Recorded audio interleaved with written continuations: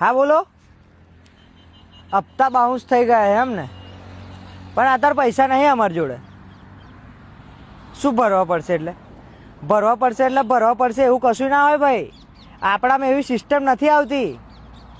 હા તો નહીં ભરાય હપ્તો, જે થાય તો લો. હું ઘેર આવશો એટલે?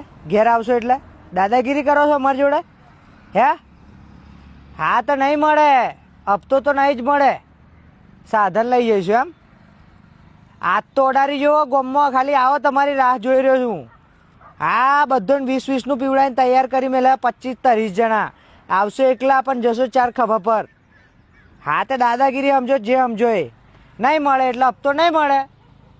હા, વાત પૂરી, શોર્ટ. હા, તમારા જે બી નિયમો બીયમો આવતા હોય એમાં મારામાં નથી આવતા મિત્ર. એટલે એવું છે, હું પહેલાં મીઠું મીઠું બોલતા ને અત્યારે દાદાગીરી કરતા હતા. અમારી ઈચ્છા થઈ ગઈ અત્યારે દાદાગીરી કરવાની, તો દાદાગીરી કરીએ. હા તો એવી ધમકી હમણાં આવી નહીં હાલવાની કે ઘેર આવી જઈશું ને આમ કરી લઈશું ને તેમ કરી લઈશું.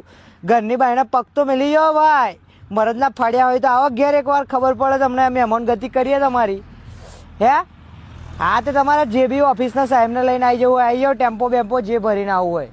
નહીં સેટિંગ આવે, હપ્તો નહીં આપવામાં આવે એટલે નહીં આપવામાં આવે. હા, એવું બધું ના ચાલે ગાડી. તમે